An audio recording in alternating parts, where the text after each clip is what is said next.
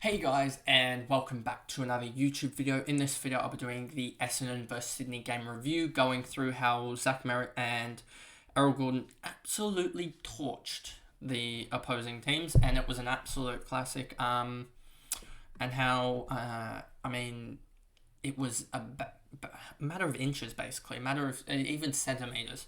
That Papley goal at the end was about another 3 or 4 centimeters away from hitting the post. He had about an out of bounds on the full with about 6 seconds left when they were down by 8 points, Essendon, and another couple of seconds.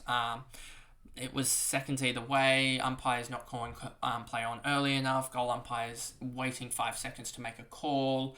There was just another Essendon versus Sydney. Can we just get an Essendon versus Sydney game where a team wins by like 3 goals, rather than 3 points? I think if you look back in the Sydney Essendon games, and you find the last 10 or so must have been by under 10 points.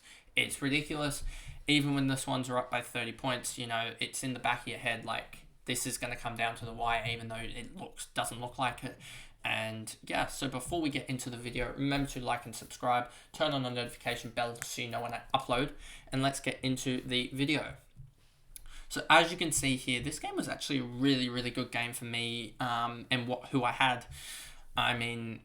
Parish 93, that's all right, but I have him set up for the weeks to come with this West Coast and North Melbourne game, and the Giants could be fancy. I haven't looked at the Giants in the DFS, and I don't remember what they were positionally, but I'm pretty sure they were a decent matchup. In Collingwood, I remember they switched from memory from a decent team to play against to a slightly more difficult, but I still think they can give away good points to midfielders, so I think that's still a positive. But we definitely set up the Essendon games for the Essendon guys for these two games. So I'm really happy that we ended up getting 230 odd points from these two in this game, which I thought was a tough game. But Merritt just went ridiculous.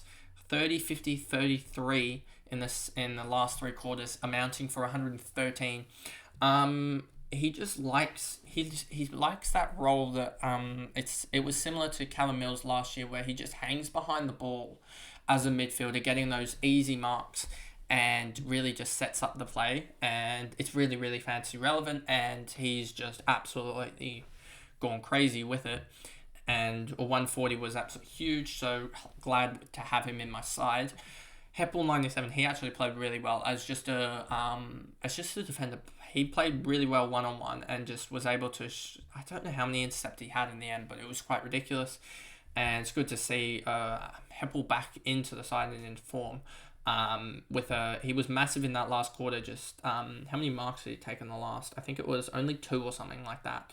But you can see here, most of these marks I'm pretty sure were intercepts. Parish 93.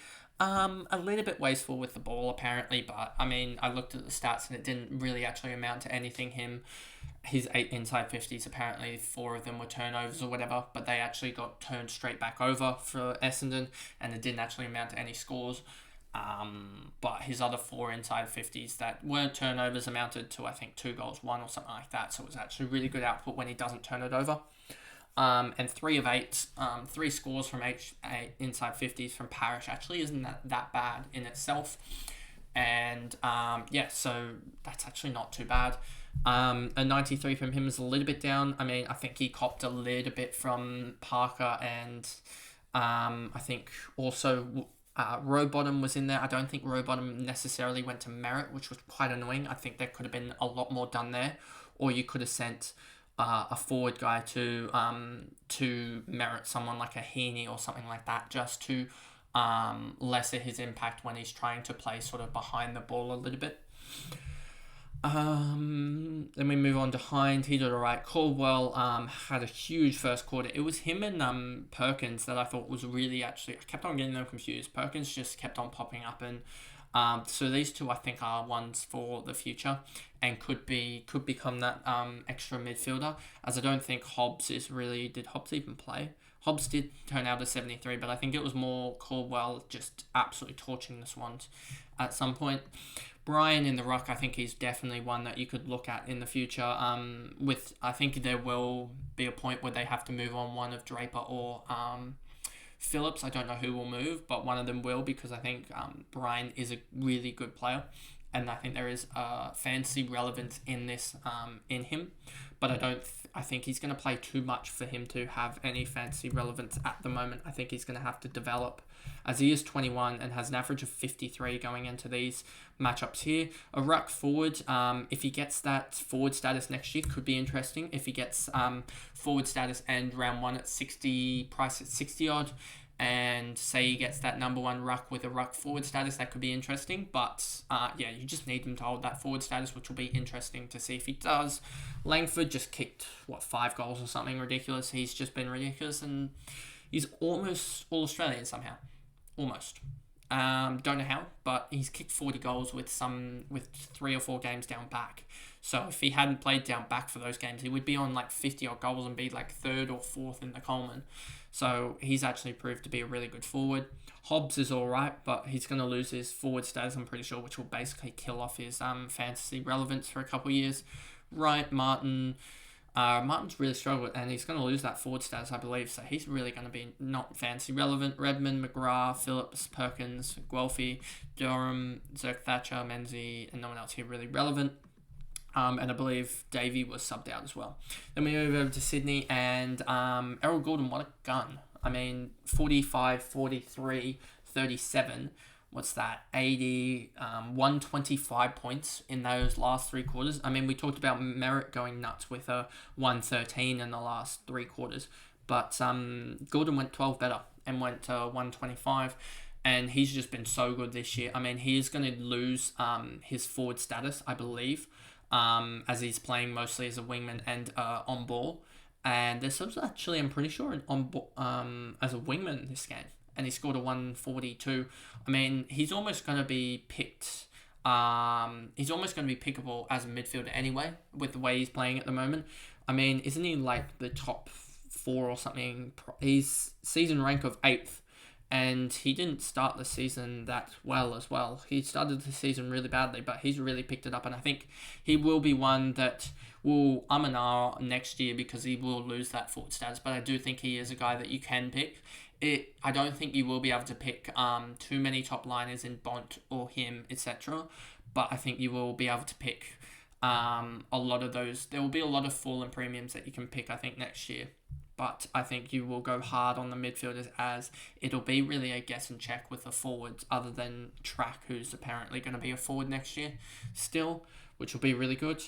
So you got Gordon 142, Lloyd 127, Campbell 110, and he is playing that another wing role, so it could be interesting with him if he keeps defender status, whether he starts to up his game. I called it last week, I'm pretty sure, with Campbell.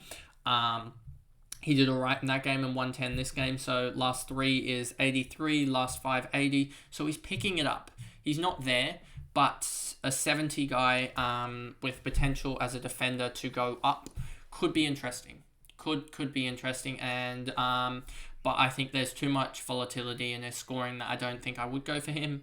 Chad Warner 92 actually came alive in the last quarter, which was good. Amati 91, Heaney 87. It's good to see Heaney start to actually score a little bit more, because he is going to be useful next year. He is going to be useful with what looks like to be only 2 or 3 midfielders in that forward line next year. I think there's going to be it's going to suck, but we're going to have guys averaging 80 or something like that, like we have at the moment here. We've got five good guys, and now we're umming and ahhing over that last, for me at least, that last forward. And I think it's going to be potentially, it's going to be the likes of Flanders or something like that. If we look at forwards, 3-round averages, Flanders, Kerno has gone nuts. And done it against pretty much every opposition. You could pick Sheasel as well. He's gone nuts. So it's basically between about 4 guys. I don't think Soldo is going to do well enough. And looking at here, there's no one else really. Butters has started to drop off a little bit and has a tough game against Geelong. And then if we look here, GWS, you could actually pick Butters' last 3 games. So we'll look at that and see how well he does. But I don't think there's limited choices for that F6 role, and we might actually have to pick forwards that are actual forwards and just hope that they turn up. Papley, Cunningham, Wicks, McLean, Fox. Rowbottom's been really actually disappointing this year with his output. I thought he'd step it up, but just looks to be that midfielder like that Willem Drew that just tackles and doesn't actually get enough of the ball. And yeah, so 64 from him, another disappointing play. McInerney, I think he kicked another goal. He's actually up to, I think, 14 or 15 goals as a wingman / half-back. And yeah, 63 from him, not really that good. Blakey, Florent, and Mills has been really disappointing. 58 from him. And, I mean, he is going to be an option priced at, 80 or something like that next year. If we look at Mills, he's priced at 80 at the moment. If he plays even any worse than that, he might not be priced anywhere good. 80.4.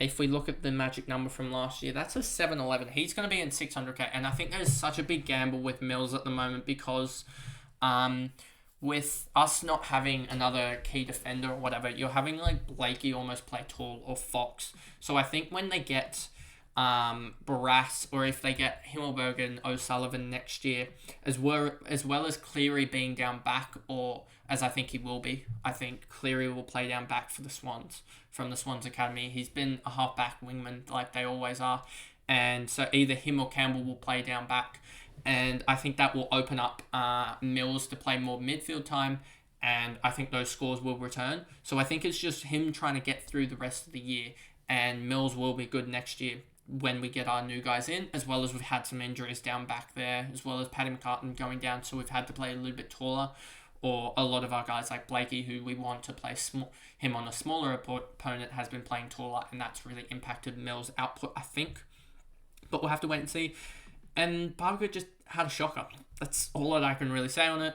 Hayward, what did he end up with? Didn't even kick a goal, I don't think. Yeah, so he had a really bad game, and then Franklin got subbed out on 8. And it's not looking good for him. I don't know whether he'll play or not next week, but we'll wait and see on that one. But anyway, that is the video there about the Swans Essendon game, another classic from them. And hope I was able to give a little bit more insight on what I expect to happen with Mills, especially given that I don't think a lot of people are with Mills gonna pick him next year because they're so worried about his output. But I think it's actually just going to be even more positive. If he's priced at like 75 or 76 next year, it's going to be ridiculous, and I think he could be a plus 25, plus 30 guy in terms of points jump, just because they'll have guys to fill in down back. But anyway, that is the video, and I'll see you guys in another video. Thanks, guys. Goodbye.